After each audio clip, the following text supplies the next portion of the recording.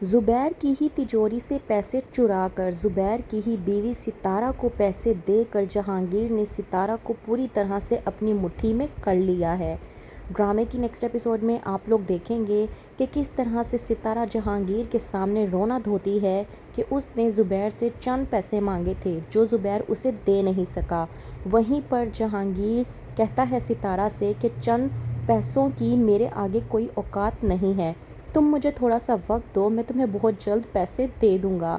وہیں پر ستارہ پریشان ہو جاتی ہے کہ جہانگیر آخرکار کہاں سے پیسے لے کر آئے گا، لیکن اگلے ہی روز جب جہانگیر ستارہ کے ہاتھ میں پیسے تھماتا ہے تو کہتی ہے ستارہ جہانگیر سے کہ مجھے لگتا ہے کہ یہ تمہارے لیے معمولی سی رقم ہے۔ وہیں پر جہانگیر ستارہ کے سامنے بڑکے مارنے کی کوشش کرتا ہے اور کہتا ہے کہ ارے میں تو اتنی بڑی بڑی حویلیوں کا مالک ہوں، یہ چھوٹی سی رقم میرے آگے کوئی معنی نہیں رکھتی۔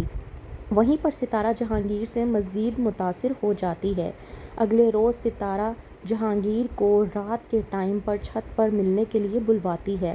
کہتی ہے ستارہ جہانگیر سے کہ تم آنے میں اتنی دیر کیوں کرتے ہو، تمہیں نہیں پتا کہ وہ کھپتی کمرے میں سو رہا ہوتا ہے، اگر اسے ذرا سی بھی بھنک پڑی تو ہم دونوں کا ملنا مشکل ہو جائے گا، اور کسی کو ہمارے بارے میں معلوم ہو گیا تو کیا ہوگا یہ تم بھی بہت اچھے طریقے سے جانتے ہو۔ جہانگیر کہتا ہے ستارہ سے کہ تم بے فکر ہو جاؤ، مجھے لگتا ہے کہ ہمیں اس کا کوئی حل سوچنا ہوگا، ورنہ یوں چھوٹے سے ٹائم کے لیے ملاقات مجھے تسلی نہیں ہوتی۔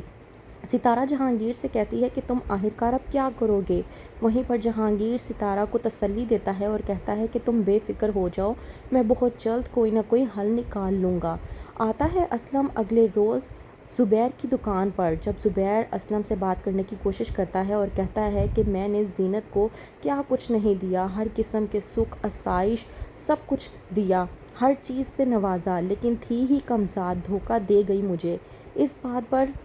اسلم فائدہ اٹھانے کی کوشش کرتا ہے اور کہتا ہے زبیر سے کہ وہ تو تھی ہی ایسی، میں نے بھی تو تمہیں بتایا ہے کہ اس نے مجھ پر بھی ڈورے ڈالنے کی کوشش کی تھی، اچھا کیا تم نے اسے گھر سے باہر نکال دیا، میں تو کہتا ہوں کہ تم اس سے اب کوئی رابطہ ہی نہ رکھنا، رابطہ نہیں رکھو گے تو ہی وہ ٹھیک رہے گی۔ زبیر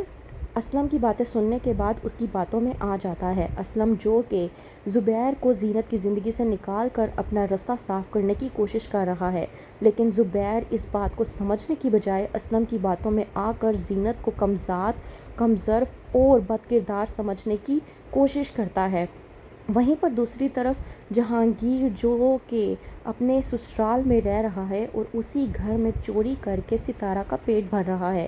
اور گھر میں کسی کو کچھ معلوم بھی نہیں ہے۔ وہیں پر دوسری طرف ستارہ جو کہ سدرا پر رعب جھاڑنے کی کوشش کرتی ہے، سدرا جو کہ کہتی ہے ستارہ سے کہ تم کھانا بناؤ، تو ستارہ بھڑکتی ہے اور کہتی ہے مہتاب بیگم اور سدرا کے سامنے کہ اماں میرا حق مار کر کس کو دیتی ہے، تمہیں دیتی ہے، تو تم ہی اس گھر میں کھانا بناؤ گی اور چائے بھی تم ہی بناؤ گی، یہ کہہ کر جانے کی کوشش کرتی ہے کہ وہیں پر سدرا ستارہ کو روکتی ہے اور کہتی ہے کہ کسی وہم و گمان میں مت رہنا، وہ 2 بچیوں کی ماں تھی جسے ہم نے 2 منٹ میں گھر سے باہر نکال کیا، تم کسی کھیت کی مولی نہیں ہو، تو بہتر یہ ہے کہ جس گمان میں تم ہو اس گمان کو اپنے ذہن سے نکال دو تو ہی تمہارے لیے بہتر ہوگا۔